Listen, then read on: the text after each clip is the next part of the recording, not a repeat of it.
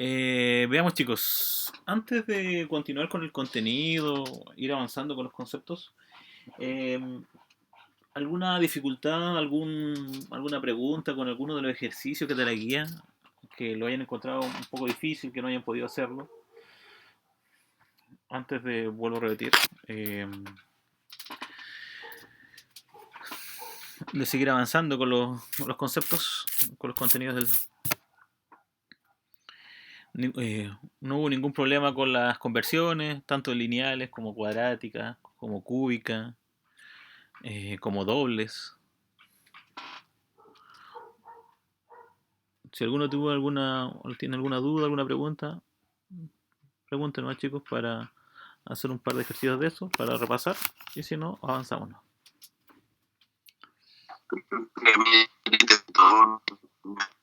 Me dejó con dudas. ¿Cuáles? Disculpen, no lo escuché muy bien, justo se escuchó entrecortado.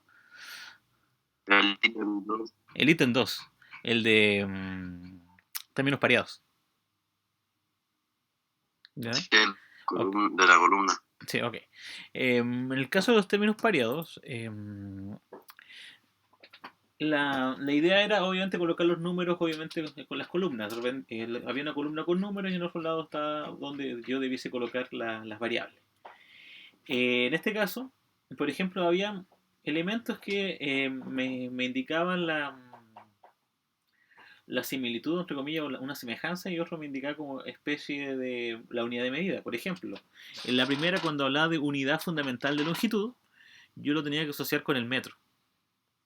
No sé, donde apareciera la palabra metro, colocaba el número 1. En el caso del 2, donde es mega, el mega yo lo asociaba con el 10 elevado a 6, recordando que el mega es se trata de una potencia que habla de millones. Entonces 10 elevado a 6 corresponde a un millón. La unidad fundamental de corriente eléctrica era el ampere. Entonces, en donde salía el ampere, colocábamos el número 3. El deci, el deci tiene que ver con respecto a una cantidad de, de decimal, ¿ya? O mejor dicho, decímetro, o decigramo, viendo la palabra. Y eso es mucho más pequeño que la unidad básica, que puede ser el gramo o en este caso el metro. Por lo tanto, el deci equivale a 10 elevado a menos 1. Entonces, en este caso el deci es 10 elevado a menos 1. Medir es lo mismo que comparar. Por lo tanto, donde decía comparar, uno colocaba el número 5. Unidad de presión. La milímetro de mercurio es una unidad de presión. Unidad de fuerza, libra-fuerza. Y por último, el centi. El centi es lo mismo que 10 elevado a menos 2. Por ejemplo, el centímetro es 0.01 metros. Entonces, en ese caso, ahí teníamos las variables que nos indicaban las columnas de términos pareados. No sé si hay alguna otra consulta, chicos, alguna otra pregunta con respecto a esa parte. Profe no está escribiendo nada, ¿verdad? No está compartiendo nada. Tengo la pantalla en blanco, solamente es porque estoy explicando un ejercicio que me preguntó el compañero. Ya, profe. Ok. No sé si hay alguna otra pregunta, chicos, en la primera parte, en la segunda, la tercera de la selección múltiple, o por último en las partes de conversiones, algún ejercicio que haya costado más de la cuenta. Vuelvo a repetir.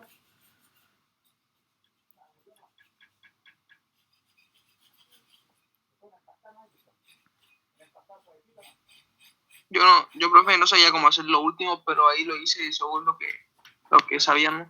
¿Ya? ¿Cómo cuáles? Los últimos, ahí como el del 22, 23 para adelante, o... Claro, como del 20, 21 en adelante. Ya, ok. Vamos a verlo al tiro.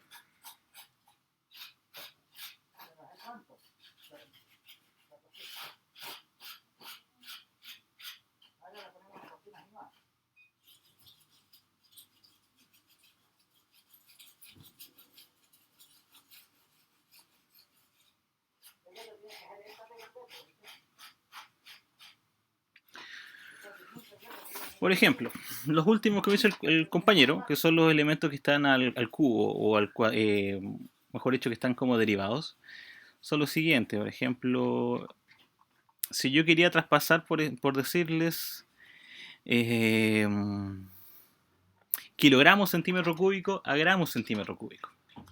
Entonces vamos a hacer el 22 en la pizarra y de ahí vamos a hacer algún otro más que les haya costado.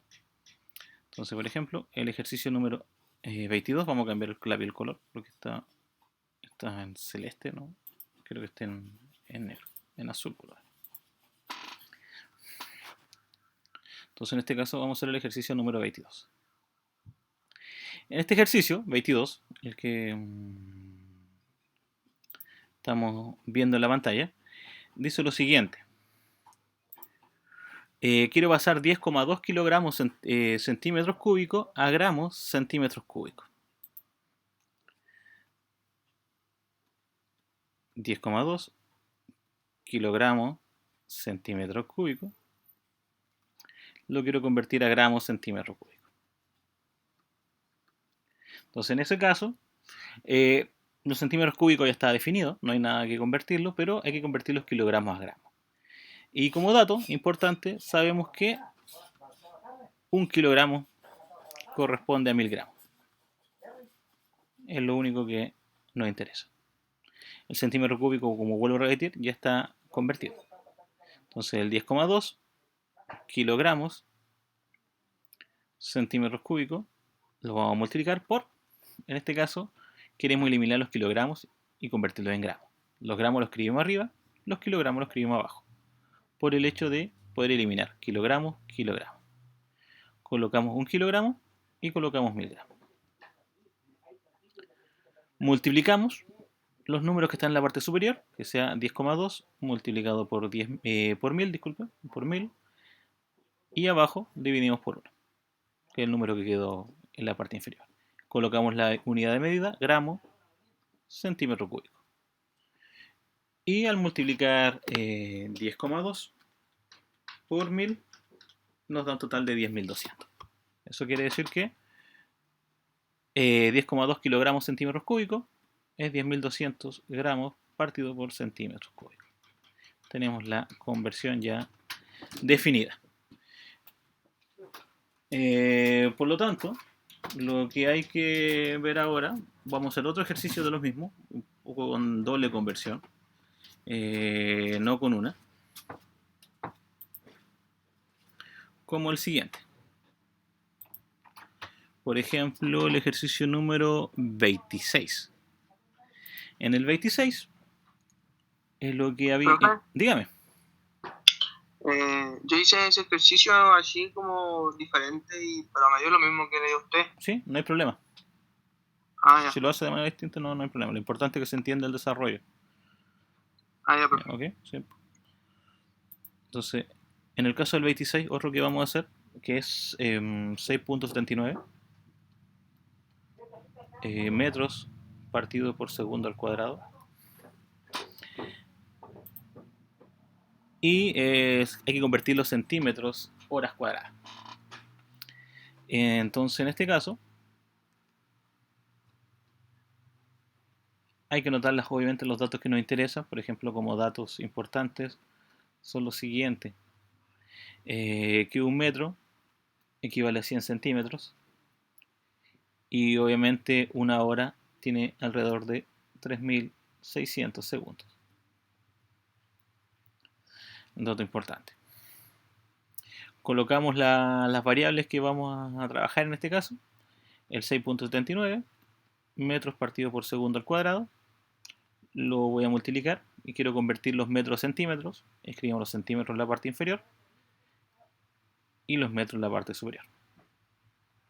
Entonces, si me doy cuenta, si lo escribo así, obviamente me voy a dar cuenta que está erróneo, porque los metros tienen que estar uno arriba y uno abajo. En este caso, tiene que estar escrito de esa manera. Entonces, ahí me doy cuenta que obviamente escribí mal el ejercicio. Por lo tanto, como tiene que estar uno arriba y uno abajo, vamos a escribir el metro de nuevo abajo y el centímetro arriba. Escribimos que un metro equivale a 100 y eliminamos obviamente la palabra metro, ya que no estaba complicando. Luego multiplicamos en este caso, los segundos los escribimos en la parte superior y las horas las escribimos abajo.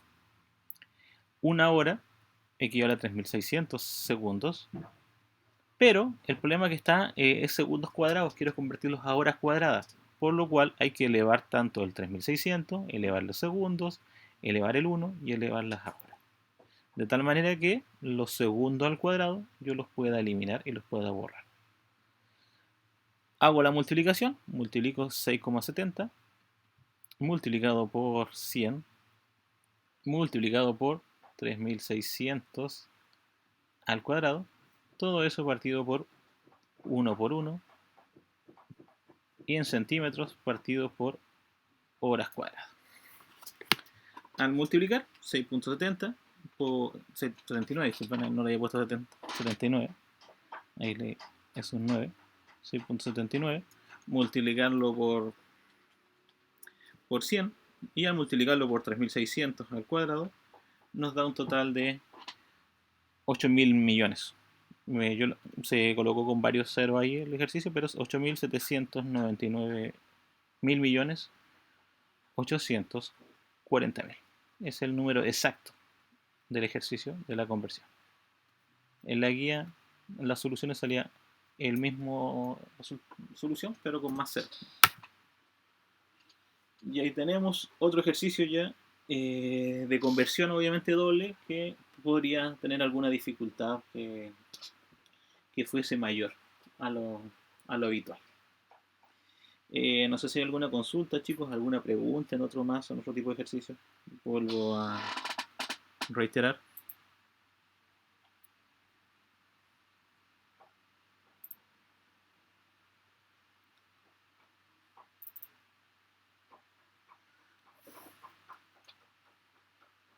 Profe, yo sí entendí, pero ¿podría repetir uno de esos ejercicios? Sí, no hay Porque igual problema. como que me cuesta... Sí, no hay problema. Por ejemplo, vamos a repetir otro ejercicio de los que estén ahí.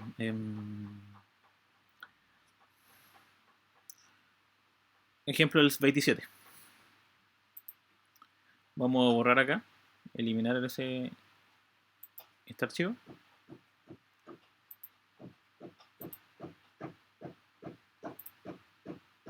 Y vamos a hacer el 27. El 27 nos indica lo siguiente. Nos preguntan, tiene que convertir 6.62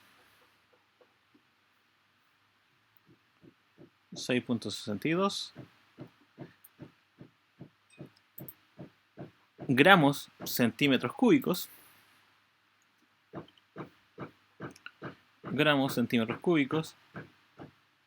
lo quiero convertir a libras partido por pie cúbico. Eso lo queremos convertir. Entonces, anotamos en este caso como datos principales. Por ejemplo, nos puede servir que una libra equivale a tantos gramos. En ese caso, ya en nuestra Excel estaba indicado cuánto es una libra en gramos. Entonces, una libra equivale a 454 gramos.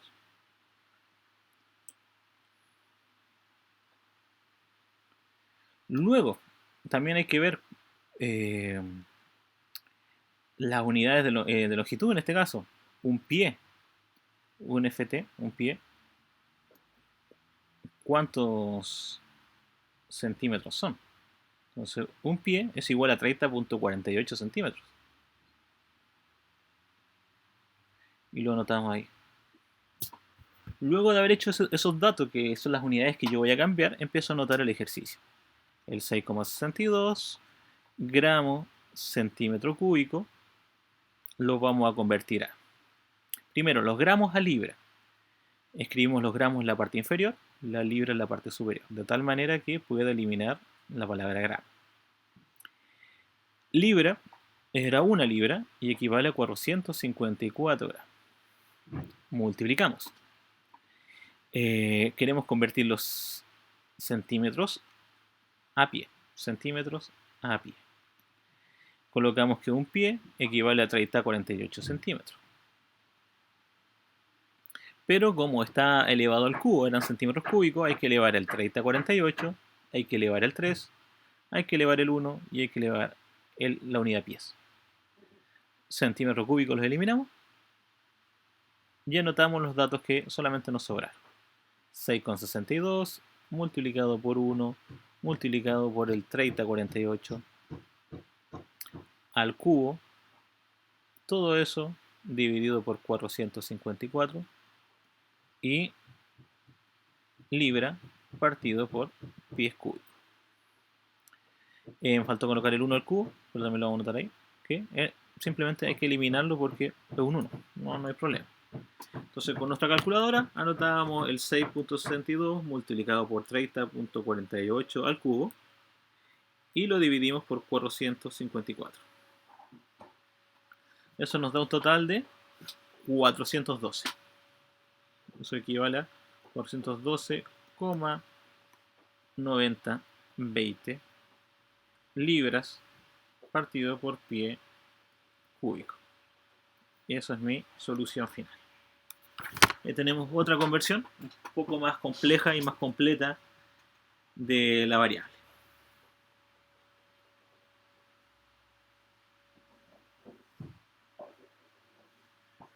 Profe, Dígame.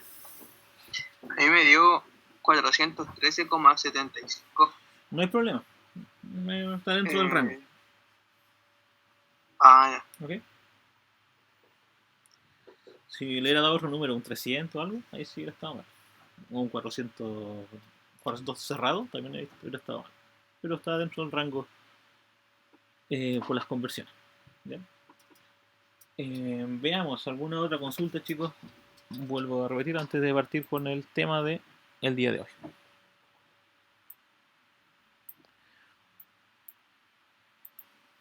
Veamos, vamos a comenzar ya con el tema de hoy. Vamos a cambiar la pantalla.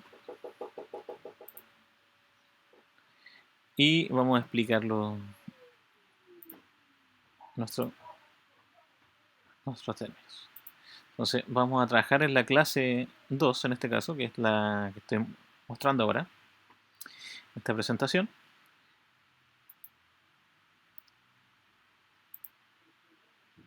Y vamos a explicar, por ejemplo, lo que vamos a trabajar, lo que vamos a explicar en la clase de hoy es lo siguiente. Se trata del concepto de vector. ¿Qué es lo que es un vector propiamente tal, chicos? Simplemente es una flecha, entre comillas, que uno está representado por una flecha que me representa una magnitud física. Y para eso, primero necesitamos reconocer cuáles son vectoriales o cuáles son de otro tipo. Entonces, las magnitudes físicas, aparte de clasificarlas como fundamentales y derivadas, también las puedo clasificar en escalares y vectoriales. Las escalares son todas aquellas magnitudes físicas que solamente me interesa el número real, o sea, un número y su unidad de medida. En este caso, por ejemplo, la temperatura. Yo si quiero que haya una alta temperatura, veo, hay 30 grados, 40 grados Celsius. Si quiero que haya una baja temperatura, puedo decir 0 grados, menos 5 grados, pero solamente con eso, con eso basta y sobra, yo puedo extrapolar toda la información. Lo mismo que la masa. Un objeto pesa 15 kilogramos. Obviamente, tenemos ya, solamente interesa que son 15 kilogramos. Lo mismo que la energía. Se consumieron 700 joules. La carga eléctrica. El tiempo. Pasaron 30 segundos. Pasó una hora. Entonces, en esos conceptos, obviamente, solamente me interesa el número más la unidad de medida. Pero hay magnitudes físicas que requieren un poco más. Como por ejemplo, está la fuerza, el torque, la velocidad, la aceleración, el campo eléctrico, donde aparte del número necesitamos sus componentes vectoriales, o sea, necesitamos saber su dirección, necesitamos saber su sentido. ¿A qué me refiero con eso? Por ejemplo, si alguien dice voy a aplicar una fuerza de 50 newton, voy a aplicar una fuerza de 1000 newton, ya, la aplica, pero tiene que indicar, se aplicó una fuerza de 50 newton hacia el este, al norte, hacia el sur, 40 grados hacia el este, 50 grados hacia el sur. Entonces, cuando alguien habla con respecto al sistema vectorial, hay que darle, entre comillas, más indicaciones de lo que uno representa en una magnitud escalar. Las magnitudes escalar normalmente se toman como un número estándar y se plantea que todo, en este caso, el elemento está con esa magnitud. a diferencia que la magnitud escalar, que es focalizada con respecto a un punto. ¿Ya? En este caso, por ejemplo, tenemos unos conceptos que uno los toma como semejantes, aunque físicamente son muy parecidos, pero hay una gran diferencia en el concepto de rapidez y velocidad. Rapidez no es lo mismo que velocidad. ¿Ya? Se miden los 2 metros por segundo, pero la rapidez solamente interesa el número. Por ejemplo, va un automóvil, se mueve a 20 kilómetros por hora. El automóvil va a 80 kilómetros por hora. Eso es su rapidez. Si yo dijera, ese automóvil va a 80 kilómetros por hora al norte, estamos hablando de velocidad. Si yo le agrego una dirección o le agrego un sentido al ejercicio, y le agrego que obviamente vaya a un punto en específico. Entonces, todas las magnitudes vectoriales van a tener obviamente una medida, que lo vamos a llamar magnitud, va a tener una dirección y un sentido. Normalmente estas magnitudes vectoriales se representan por vectores, y los vectores son nada más que flechas. Y esas flechas están previstas de esta manera: un punto de origen o un punto de aplicación y el término de el término del vector. El término de esa flecha, esa punta de la flecha me va a indicar el sentido, me va indicando hacia dónde va a apuntar. Si está apuntando al norte, está apuntando al sur, está apuntando hacia un árbol, está apuntando hacia la playa, no sé, en algún lugar está apuntando esa flecha. La dirección es el ángulo como está inclinado 30 grados, 40 grados, 180 grados, 270, 250, el ángulo que nos dé el ejercicio. Y la magnitud o módulo es la medida. Esa flecha mide 50 newton, esa flecha mide 40 metros por segundo, esa flecha mide 2 metros por segundo al cuadrado. Entonces, esa es la dirección donde uno está ubicando nuestro vector. Entonces, necesitamos dirección, la medida, que es la magnitud o módulo, y obviamente el sentido hacia donde estamos aplicando el ejercicio, ¿ya? Bajo esos fenómenos. Normalmente estos vectores los ubicamos en un plano que se llama el plano cartesiano. Y el plano cartesiano es algo similar a lo que está ahí en el, en el dibujo, donde tenemos dos coordenadas, una coordenada X y una coordenada Y. La coordenada X se ubica en el eje X, en este caso en el eje horizontal, denominado eje de las abscisas, y el eje Y, el eje de las ordenadas, que normalmente es el eje vertical. Cuando alguien empieza a dibujar vectores, normalmente los dibujamos partiendo del 0, 0. De ahí empezamos a empezar el dibujo. ¿Por qué? Porque es mucho más fácil y mucho más sencillo de aplicar y mucho más sencillo de resolver. A diferencia de que, por ejemplo, yo partiera de otro punto, por ejemplo, del punto 5,0 o de un punto 10,4, tengo que tener claro que no partí del origen y indicar que estoy un poco más adelantado o un poco más atrasado con respecto a ese punto. Cosa que, por ejemplo, uno hace normalmente cuando mide. Normalmente uno cuando está midiendo con una wincha o una regla, normalmente uno coloca la wincha o la regla en 0 y ahí empieza a medir. Nadie mide, salvo que la regla esté dañada o la wincha esté dañada, voy a medir de los 20 centímetros en adelante. No, la gran mayoría siempre empieza a contar de 0. Entonces, por eso es lo ideal, es que colocar esa variable vectorial en el punto 0. Veamos, joven, antes de continuar, ¿alguna pregunta, dudas que vayan teniendo?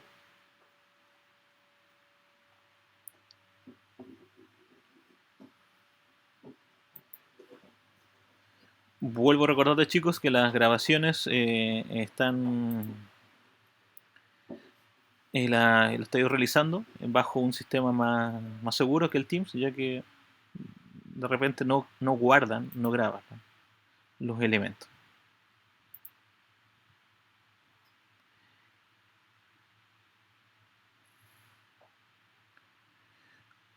Continuando con el tema, jóvenes, los vectores se pueden sumar.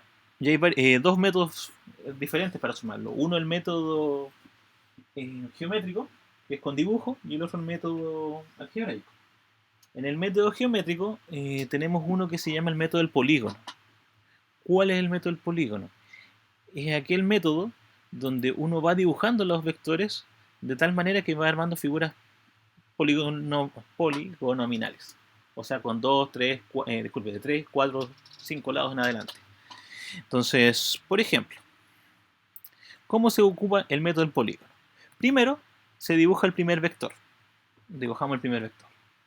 Donde termina el primer vector, agregamos el segundo vector. Y luego de eso, unimos el origen con el final. O sea, si partimos en un punto, marcamos hasta dónde llegó en el segundo punto. En este caso, como está ahí en la figura. Dibujamos el primer vector, que lo llamamos A. Donde terminó el primer vector A, dibujamos el vector B, de tal manera que finalmente agregamos un tercer vector, que sería nuestro vector resultante, que es la unión de donde parto con donde yo termino. Concretamente, chicos, los vectores no se suman. Por ejemplo, si yo estoy sumando dos vectores, dos flechitas, que en este caso cada una mide 100 metros, eh, es muy poco probable, o es muy en un solo caso nomás, es cuando yo sumo dos vectores, la suma me da 200. O sea, sumar un vector que vale 100 con otro vector que vale 100 me da 200. Normalmente no ocurre eso.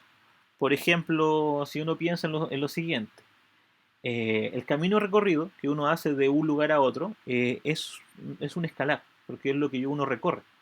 El desplazamiento que uno hace es un vector, y el desplazamiento consiste simplemente en unir el punto de partida con el punto de llegada, independientemente que el movimiento haya sido posible o no. ¿A qué me refiero con eso? Por ejemplo, si yo quiero ir de mi casa al centro, por decir, eh, y tengo un mapa, coloco mi casa, y coloco un punto del centro, cualquiera que yo quiera ir, y voy marcando el camino que yo quiero hacer. Es como el mapa que me muestra Waze o me muestra Google Maps. Entonces me va mostrando los posibles caminos que yo puedo tomar, me va tomando y me marca las calles.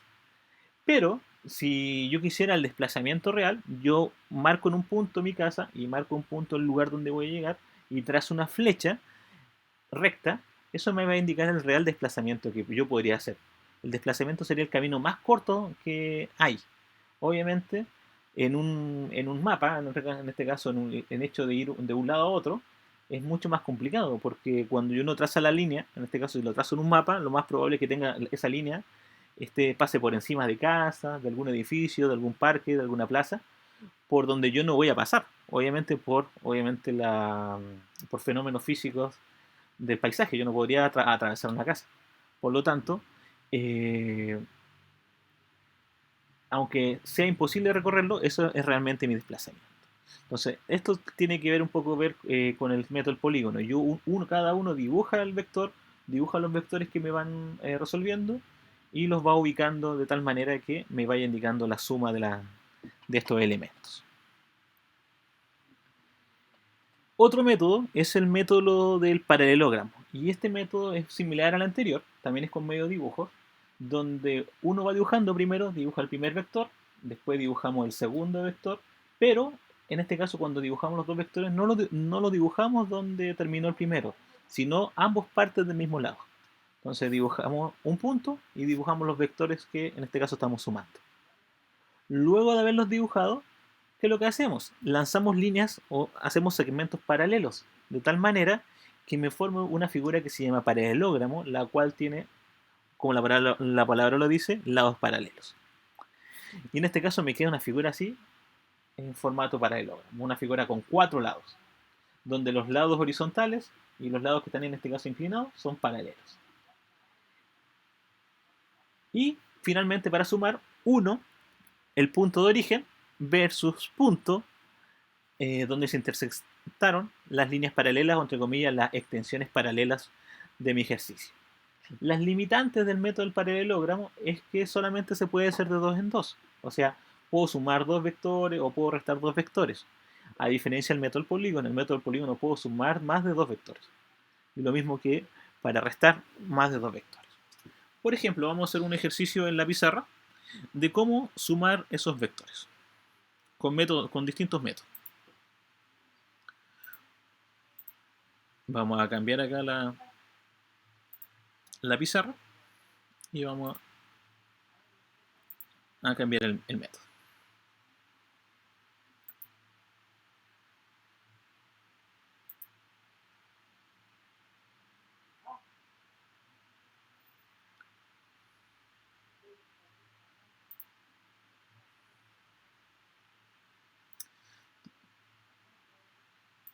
Entonces en ese caso tenemos la pizarra ahí para que la puedan ver.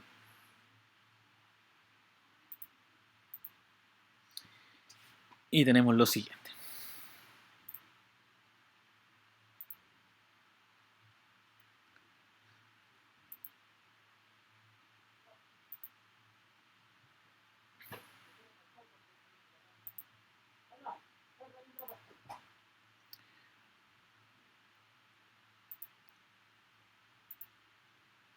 Ejemplo. Si me dicen, por ejemplo, sumar el vector a más b, y vamos a dejar los dos vectores, vamos a diseñarlo acá, tengo un vector, que lo voy a llamar, ese va a ser mi vector a, y mi vector b. En ese caso, ese va a ser mi vector b. Por ejemplo, si me pidiesen sumar el a más b bajo el método del polígono, ¿cómo sería?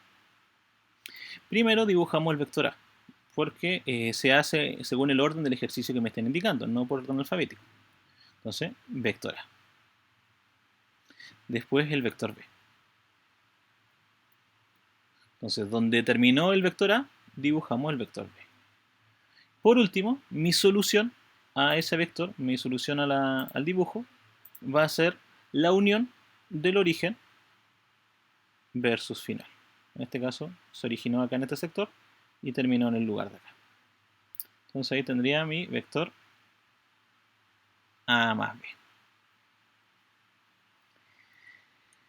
Caso con el método del paralelogramo, algo muy similar. Si tuviese que dibujar los vectores a más b, dibujo el vector a,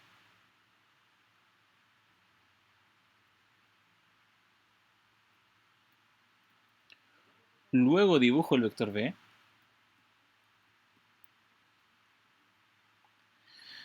con otro lápiz voy a elegir otro color de lápiz, en este caso, que no celeste acá, trazo líneas paralelas, una línea paralela a la A, de acá,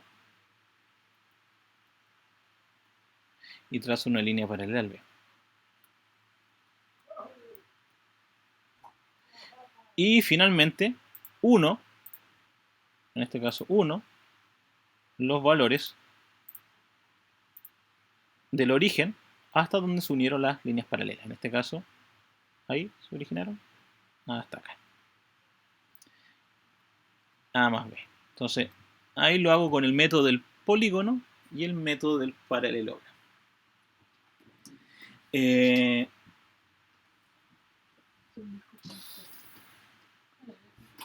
Luego de eso, lo que debo ver simplemente que las soluciones son muy parecidas, los dos métodos son distintos. Acá la gran diferencia fue que las flechas me quedan de manera distinta. Dibujar, ¿no? Pero de tamaño distinto me refiero, no a la forma. Entonces ahí tenemos una forma de hacerlo. En el caso de la resta, ¿qué pasaría en el caso de la resta? En el caso si yo tuviese que restar los vectores, por ejemplo, a menos b, el primero siempre lo dibujo, en este caso el a, vamos a dejar primero el a, pero en el caso del b, como está apuntando a la derecha, originalmente, como cuando es negativo, apunta en sentido contrario. No quiere decir que siempre los negativos van a apuntar al lado izquierdo, no. Quiere decir que cuando tenga que me pidan un vector distinto, en este caso uno negativo, yo lo tengo que dibujar al otro lado. En este caso, el b va en el sector contrario, ¿ya? Porque es negativo, en este caso es menos b.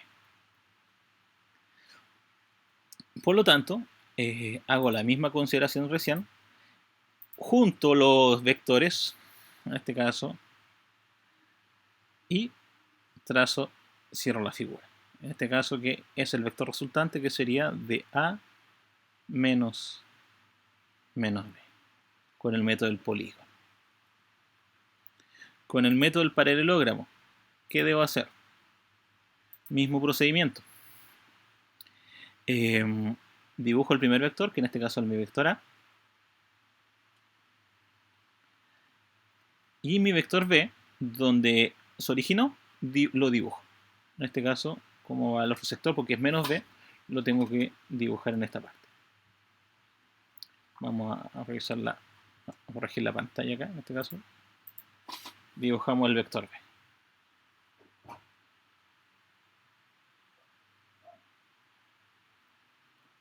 Y ahí tenemos dibujado nuestro vector menos b. Recordando que, como es negativo, va en el sentido contrario del vector original.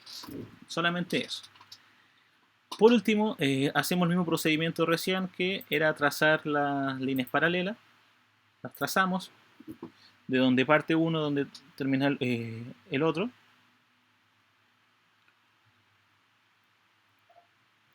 Y luego juntamos los elementos.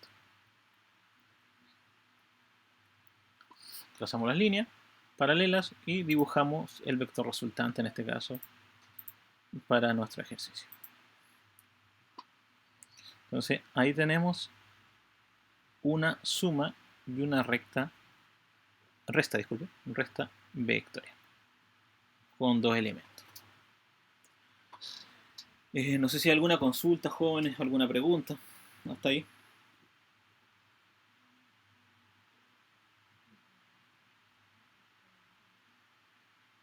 Yo tengo claro hasta ahora, profe. Ok. Entonces, esa es la forma de hacerlo.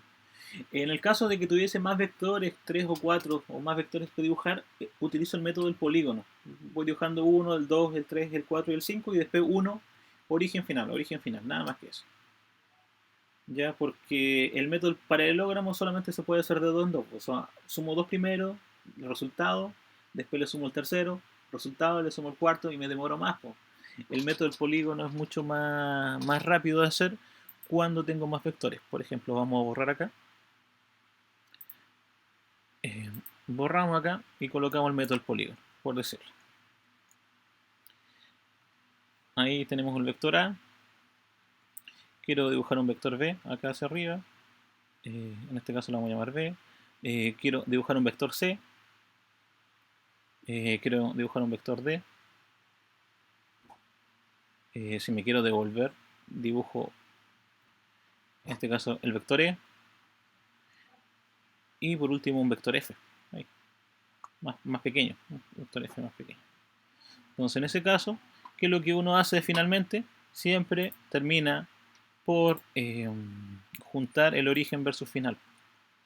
Entonces ahí me sale mucho más corto el ejercicio, mucho más rápido de hacer, y uno tiene que colocar acá, obviamente, que es la suma de A más B más C más D y más E y F, que nos falta más F.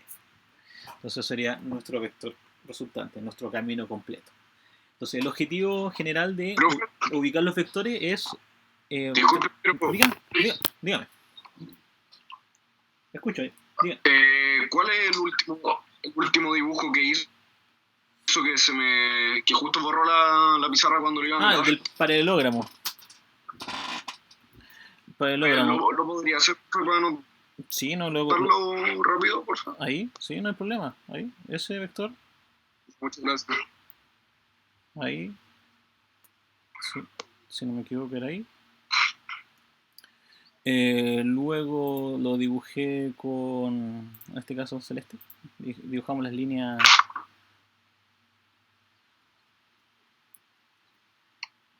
Eso fue el vector. Ahí. Y luego dibujamos el tercer vector, el vector resultante, que en este caso era A menos B, porque este era el vector A y este es el vector menos B. Eso es el último dibujo que hicimos al final. Entonces, cuando tengo más vectores, chicos, dibujamos el otro formato. ¿Ya? Vamos a esperar ahí que termine de copiar cuando tengo que dibujar más vectores. No, ahí estoy listo, bro. Ok, ¿está listo? Gracias. No hay problema. Sí. Ok. Entonces, cosa importante, chicos. Acá no ocupamos números. Me refiero, la ideal es no ocupar números, salvo que estén ocupando una regla y estén dándole unidades reales. Por ejemplo, si uno dice, el primer vector vale 3 centímetros y usted lo dibujó de 3 centímetros, lo dibujó con tanta inclinación exacta, vale la pena seguir haciendo la medida. Pero si no cumple esas condiciones, si le estoy haciendo como un pequeño bosquejo, no necesitan colocarle números, no necesitan decir 100 más 200 más 300 más 400 me va a dar este resultado, porque no ocurre eso. En la suma vectorial no se suma de esa forma. No podría decir usted no podrían decir, por ejemplo, voy a sumar un vector que vale 200 más uno de 300 me da 500. Sí puede ocurrir, pero en una sola condición, cuando vayan los dos en línea recta, cuando vaya uno delante del otro, apuntando en la misma dirección, en el mismo sentido. Es como, por ejemplo, yo quiero ir al almacén y el almacén está frente a mi casa. Entonces, yo abro la puerta y, entro, y llego directo al almacén. Entonces, ahí tendríamos una línea recta.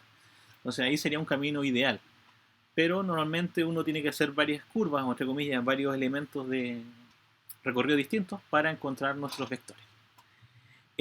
Con respecto al plano cartesiano, hay que recordar lo siguiente. Vamos a borrar acá. El plano cartesiano tiene el siguiente elemento, que son las coordenadas que habíamos dibujado recién, que está en el dibujo. Un Y positivo, un Y negativo, y tenemos las coordenadas X positiva y una coordenada X negativa. Eso es el plano cartesiano. Los cuadrantes los denominamos así a los mini planos, podríamos llamarlos, o semiplanos que me separa el plano cartesiano. ¿Por qué? Porque acá hay un punto que se llama el 0,0, que es el origen. Y acá tenemos el primer cuadrante, donde el eje X siempre va a ser positivo y el eje Y también va a ser positivo. O sea, si alguien dice, mi vector, mi vector estaba marcando el 3,2. Ah, está en el primer cuadrante. El segundo cuadrante es aquel que mi eje X es negativo, pero mi Y es positivo.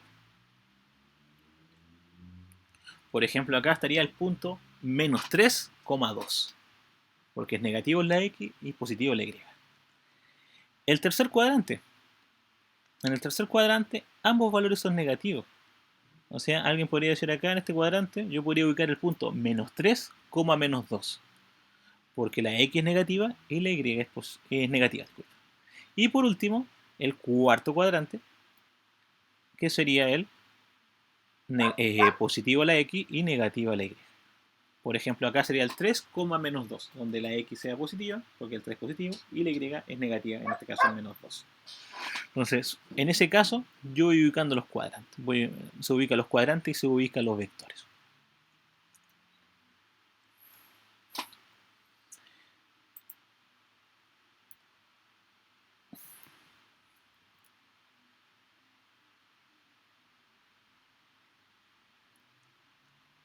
Normalmente los vectores se denominan por el vector posición, ¿ya? Y normalmente se ubican en los ejes cartesianos. Por ejemplo, vamos a borrar acá el plano y vamos a hacer uno nuevo. Tenemos lo siguiente. Si yo trabajo en el plano, acá en este caso, Y positivo, y acá en el X también positivo, tengo un vector que lo puedo dibujar. Y ese vector normalmente se llama el vector posición. Entonces uno traza el vector y indica acá un punto, lo vamos a llamar el punto P. Ese vector va a tener dos coordenadas, un punto X y un punto Y. Donde obviamente acá es lo que valga X y acá es lo que valga Y. Eso es lo que me indica el vector. ¿Alguna consulta, chicos? ¿Preguntas?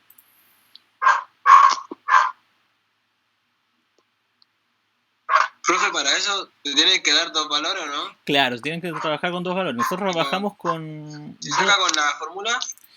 Sí, vamos a explicar cuál es la fórmula para sacarlo. Ah, ya. Nosotros trabajamos con algunas fórmulas para calcular sobre todo este tipo de ejercicio. Como dice usted. Las fórmulas para calcularlo son las siguientes. Las fórmulas son variables, ¿ya? ¿A qué me refiero que son variables? Va a depender del punto de vista. Lo ideal es que nos acostumbremos a trabajar una como constante para que después no haya problema. ¿A qué me refiero con eso? Por ejemplo,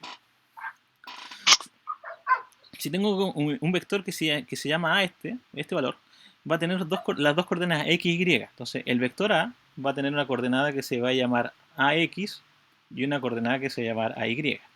Mucho más fácil reconocerlo así. La coordenada AX siempre la vamos a calcular como lo que mida el vector A multiplicado por el coseno del ángulo que se está armando. La coordenada Y va a ser igual a lo que mide el vector A multiplicado por seno del ángulo que está midiendo. ¿Cuál es el ángulo que está midiendo? El ángulo siempre, el que esté pegado al eje X. Siempre vamos a trabajar ahí, ¿ya? En ese ángulo, en ese lugar. Ese es el ángulo que vamos a realizar nosotros. ¿Qué pasaría si estoy trabajando en la otra parte del plano? Aquí vamos a extender un poco más la figura. ¿Cuál es el ángulo que voy a ocupar yo? Normalmente en física, mejor dicho, usted puede ocupar el ángulo que usted desea, puede ocupar el ángulo de la parte superior, pero tiene que tener en cuenta que quizás no es siempre el coseno y no siempre va a ser el seno de esa variable. Entonces en este caso vamos a extender un poco más nuestro ejercicio para colocar el menos y, porque los vectores también pueden estar ubicados en cualquiera de los cuatro lados. Ya no solamente vamos a trabajar ahí en el primero. Y vamos a trazar la línea acá para el segundo. Aunque un poco chueca. ¿Listo? Entonces en este caso el menos x. Para este caso vamos a dibujar otro vector. Lo vamos a dibujar con un azul más puro. Entonces, por ejemplo, si yo quiero dibujar este vector, lo vamos a trazar acá. Ahí vamos a trazarlo al vector. Vamos a trazar ese vector acá.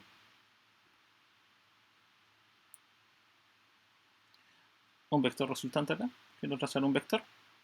También va a tener componentes x. Componente x, en este caso menos x, y una componente y. Pero el ángulo que vamos a trabajar nosotros va a ser ese ángulo que está acá abajo. Y ese ángulo se va a estar medido ahí. Y ese ángulo que está acá en este sector, este va a ser un ángulo negativo.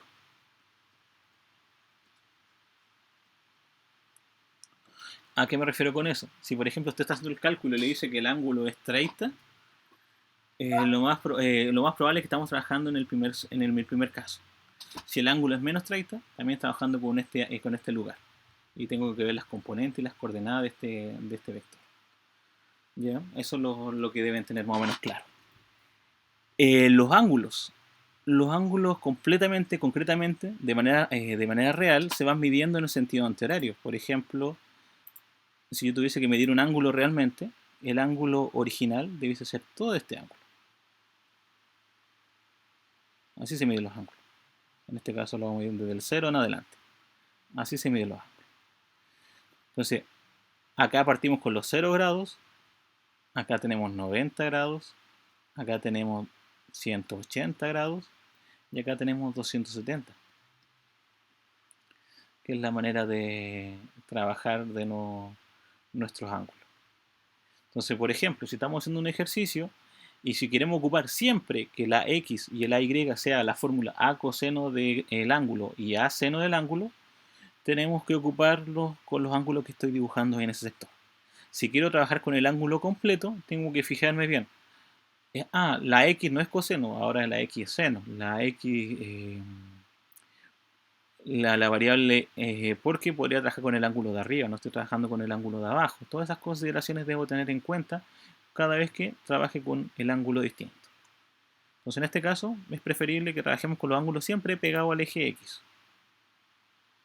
Pero lo vuelvo a repetir, es completamente libre, ¿ya? Usted si quiere elegir otro, no hay problema. Al ejemplo acá, trazo otro vector. Hasta ahí, este sería mi otro ángulo. Y en este caso, ese ángulo también, ese es positivo.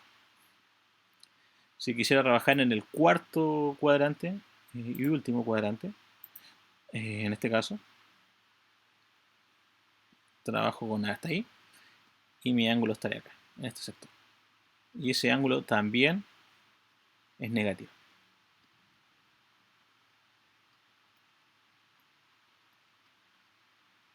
Entonces, bajo ese formato yo puedo encontrar las coordenadas de cada uno de los vectores de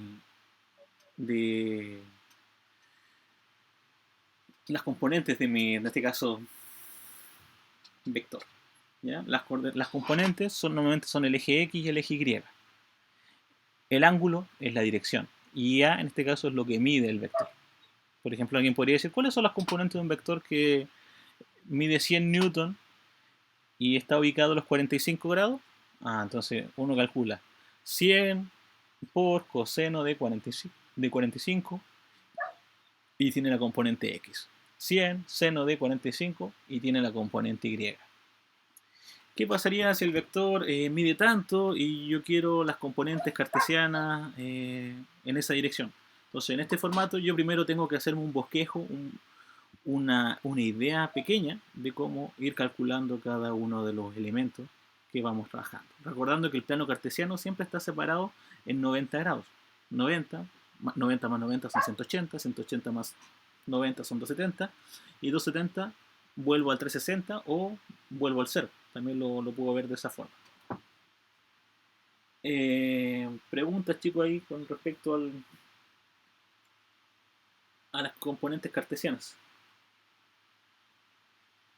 Antes de hacer un ejercicio, un ejemplo.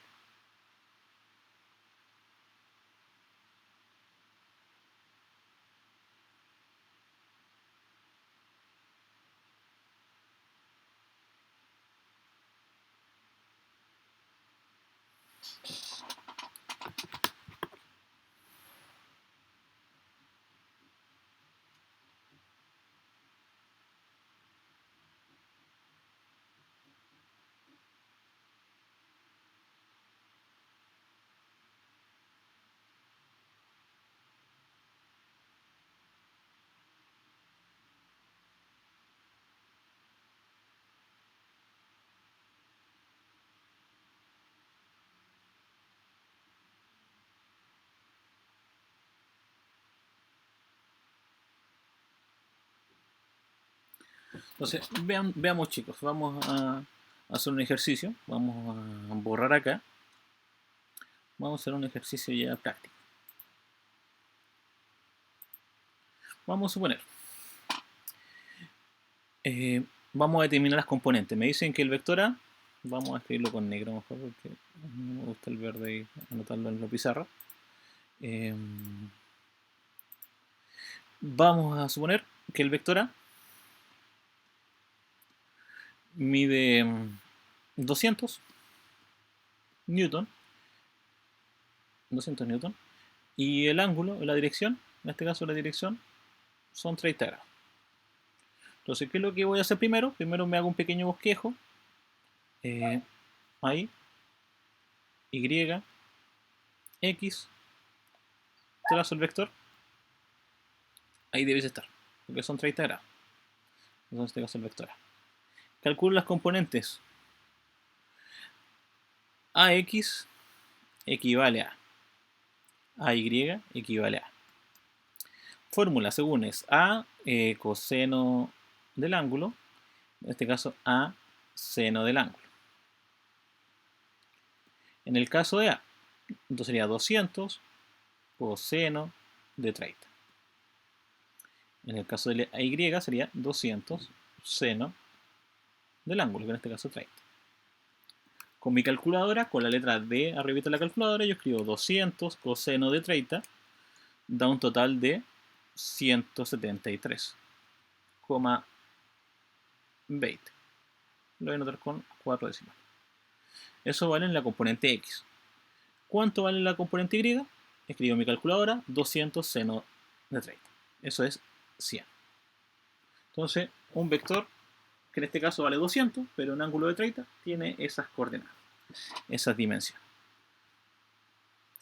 en AX y en AY. Otro ejemplo, ¿qué pasaría con otro vector?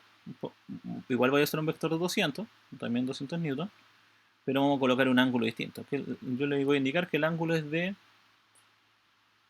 140 grados. Entonces, en este caso, tengo mi eje Y, mi eje X, menos X. Por lo tanto, estoy dibujando mi vector. Hasta acá tengo 90 grados y hasta acá tengo 140. Recordando que el límite hasta acá tiene que ser 180. Y ahí dibujamos recién nuestro vector. Y mi vector en este caso es mi vectora. Entonces todo ese ángulo mide 140.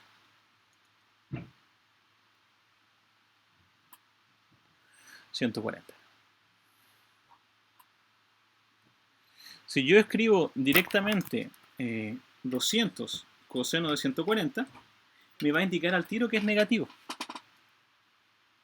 Entonces voy a indicar que AX es igual a AA coseno del ángulo.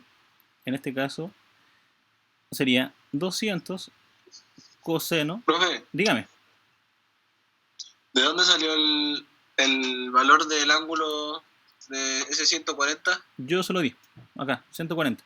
Solo es para un ejercicio. Nada más que eso. Lo inventé recién. Ya, profe. ¿Ok? Entonces, porque estoy haciendo varios ejemplos distintos. Entonces en este caso coloco el ángulo de 140 y coloco el ángulo de 140. Entonces, por ejemplo, si yo escribo 200 coseno de 140, da un total de 153. 153.2088. Y si lo hago con el seno de 140, es igual a 128. 128.5575. Entonces trabajamos con el ángulo completo, como les decía anteriormente. Acá, por lo cual, ahí tenemos nuestro ángulo completo de 140. Entonces, un vector que esté a 200 newton, que tenga un ángulo de 140, lo dibujamos acá, me da directamente la solución. Acá este número es negativo, porque es negativo 153. Si lo revisamos, 200 coseno de 140 da negativo 153. ¿Por qué? Porque el eje X era negativo, está apuntando a los negativos. Y el eje Y apunta a los positivos.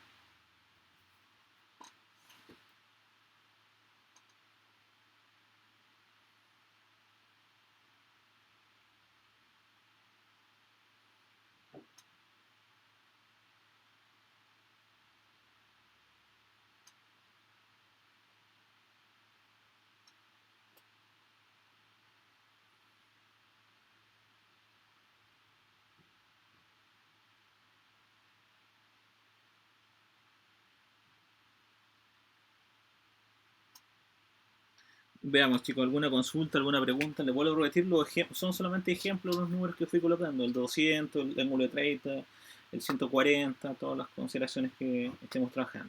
Entonces, cada vez que uno le pide un ejercicio y le dice 200, o no sé, el ángulo, calcula las componentes del vector, vector 50, ángulo 80, entonces coloco lo que mide el vector multiplicado por el coseno de, en este caso, del ángulo. Siempre se va haciendo para calcular la componente X y siempre para calcular la componente Y. Siempre el mismo proceso, la misma idea del ejercicio. Entonces, cada vez que queramos calcular cualquier ángulo, siempre ocupando la misma fórmula de las componentes del vector, que les vuelvo a repetir, siempre la componente X va a ser lo que mida A por el coseno de X, lo que mida B por el coseno, por el seno del ángulo, en este caso, cada uno de los valores. Lo vamos a ver como las fórmulas que están definidas. ¿Y siempre le van a dar un ángulo? ¿O alguna vez hay que sacarlo? A veces hay que sacar el ángulo. ¿Cómo se calcula el ángulo? El ángulo se calcula de la siguiente manera. El ángulo se calcula como tangente a la menos 1 de Y partido por X. ¿A qué me refiero? Nuestros vectores tienen varias condiciones. Por ejemplo, tiene lo que mide el vector, que se llama magnitud, ¿cierto? Tiene las componentes AX y la componente AY, y tiene el ángulo. Entonces, por ejemplo, si me preguntan las componentes, me van a dar lo que mide el vector y me van a dar el ángulo. Si me preguntan el ángulo, me van a dar como dato por lo menos las componentes. Y si me preguntan cuánto mide el vector realmente, también me van a dar las componentes. O sea, con todos los elementos, siempre que me estén preguntando algo, me van a dar los elementos suficientes para yo poder calcularlo. Siempre voy a tener ese elemento. En este caso, yo necesito saber las componentes para recién saber el ángulo. O sea, necesito saber cuánto mide la Y, cuánto mide la X, el vector, para calcular el elemento. Si, por ejemplo, en este caso, ocupando mi calculadora, yo no sé cómo escribir tangente a la menos 1, se escribe de la siguiente manera. Se escribe como Shift en la calculadora y después se aprieta la flecha tangente, tan, o la tecla tan. Y después divido, ¿no? Por ejemplo, en este ejercicio, voy a suponer el primero que dice, la respuesta tiene que darme 30 grados. Yo sé que la X vale 173,2050 y la Y vale 100.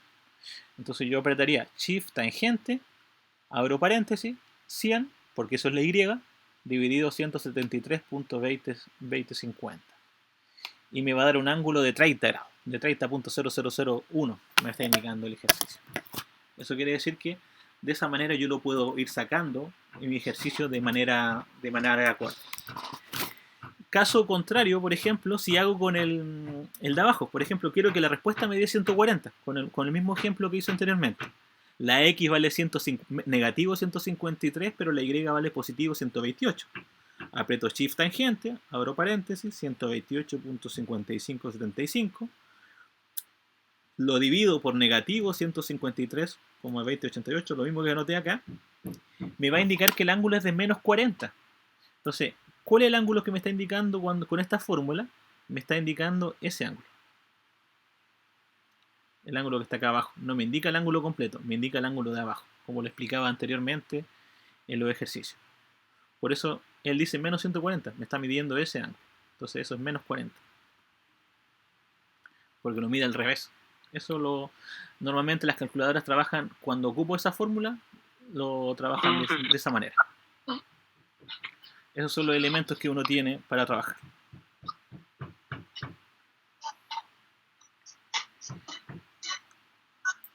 ¿Alguna otra consulta, chicos?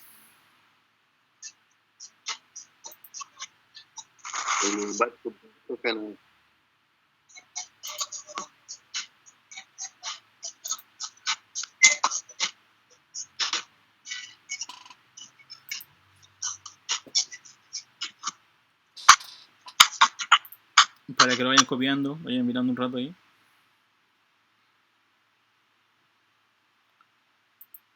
De ahí continuamos. Hasta el momento ya vemos cómo calcular el ángulo, cómo calcular el... Dígame. Después la clase igual va a quedar guardada ahí en Microsoft Teams. Sí, igual que grabada en Microsoft Teams y en YouTube también. Ah, ya. Para que salga mucho más fácil de ver. La otra parte, la última, es lo siguiente. Vamos a borrar acá. ¿Cómo calculo la medida del vector? ¿Cómo calculo cuánto mide un vector? Por ejemplo, si yo no sé cuánto mide, pero me da las componentes. La magnitud de un vector o la medida se calcula de la siguiente manera. Lo que mide el vector va a ser igual a la raíz cuadrada de la componente x más la componente y, todo al cuadrado. ¿A qué me refiero? Por ejemplo, si me dicen que el vector A está en el punto 5x, una comilla, más 6y, me está indicando ese vector. Entonces me dicen que está en ese lugar. ¿Cuánto mide? Ah, eso mide. El vector A mide la raíz cuadrada de 5 al cuadrado más 6 al cuadrado. La raíz de eso es 5 al cuadrado es 25, 36. 25 más 36, 61. La raíz cuadrada de 61 es 7.8. 7.8102. O sea, ¿cuánto mide el vector? El vector mide 7.8. ¿Cuál sería el ángulo de ese vector? El ángulo de ese vector sería igual tangente a la menos 1 de la parte y partido por la parte x. O sea, el ángulo de ese vector sería tangente a la menos 1, la parte y vale 6, la parte x vale 5. Según calculadora, shift tangente, 6 dividido 5, eso es 50.19. O sea, el ángulo es de 50,1944 grados. Y ahí tendría un ejercicio completo de calcular las componentes y de calcular cuánto mide el vector y de calcular la dirección del vector, el ángulo del vector.